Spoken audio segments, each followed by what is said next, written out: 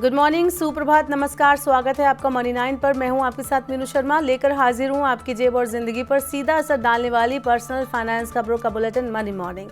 तो चलिए फटाफट शुरू करते हैं इस बुलेटिन में खबरों का सिलसिला। अंतर्राष्ट्रीय बाजार में कच्चे तेल के दाम में गिरावट आने से 19 किलोग्राम वाले कमर्शियल एलपीजी सिलेंडर की कीमत घट गई है। सरकारी तेल कंपनियों ने कमर्शियल एलपीजी सिलेंडर के दाम में 69 रुपये की कटौती की है। 19 किलोग्राम वाला कमर्शियल सिलेंडर होटल और रेस्टोरेंट में इस्तेमाल होता है, ऐसे में इनकी लागत कम होगी।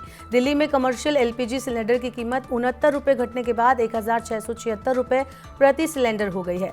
कमर्शियल एलपीजी सिलेंडर की कीमत में 1 मई को 19 रुपये और 1 अप्रैल को 30.5 रुपये की कटौती की गई थी।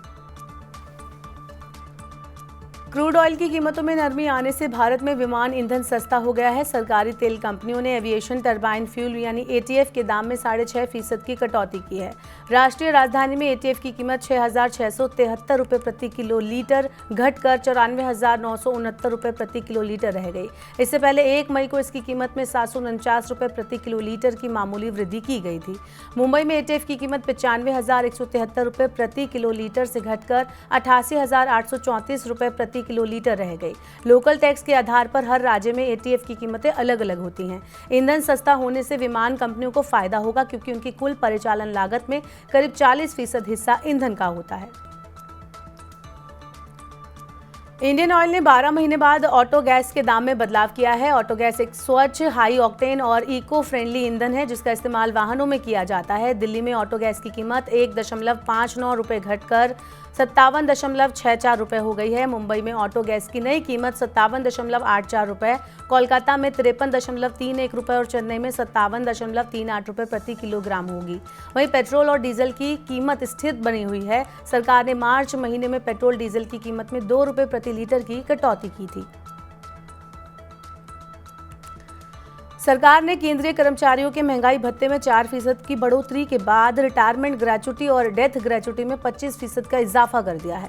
ग्रेच्युटी की लिमिट को 20 लाख रुपए से बढ़ाकर 25 लाख रुपए किया गया है। ये बढ़ोतरी 1 जनवरी 2024 से प्रभावी मानी जाएगी।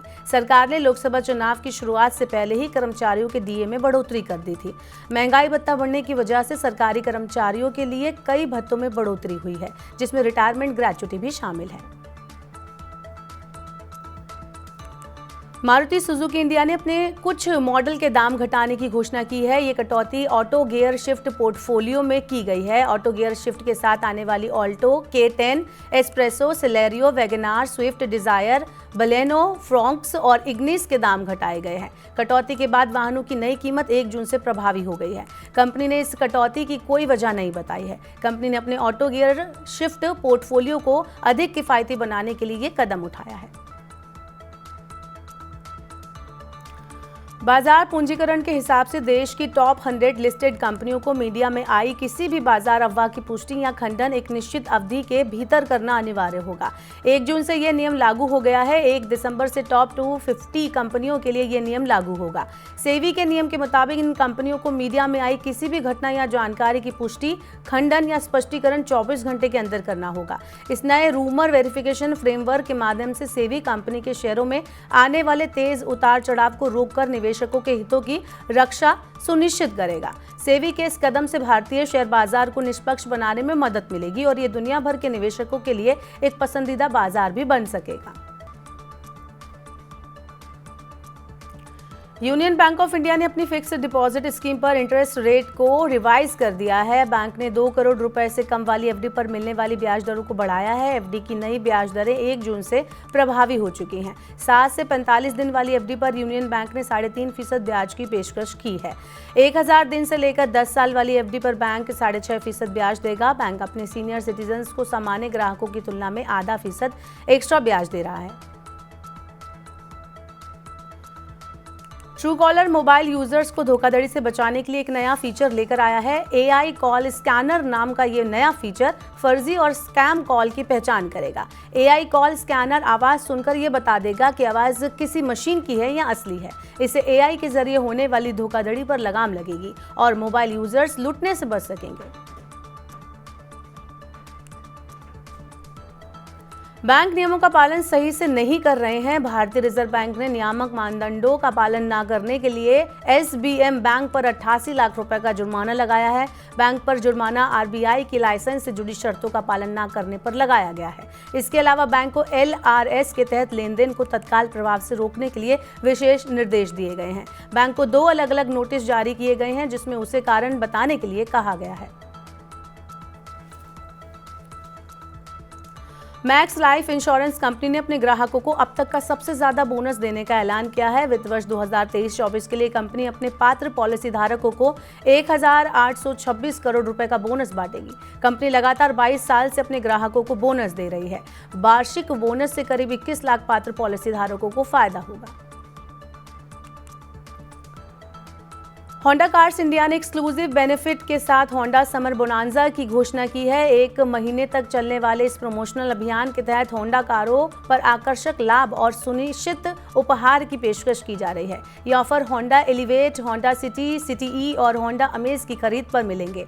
ये एक्सक्लूसिव ऑफर 1 जून से लेकर 30 जून तक चलेगा। इस स्पेशल अभियान के तहत ग्राहक पेरिस के लिए कपल ट्रिप या 75,000 रुपए तक का उपहार जीत सकते हैं। इसके अलावा सभी टेस्ट ड्राइव पर सरप्राइज गिफ्ट भी दिए जा रहे हैं।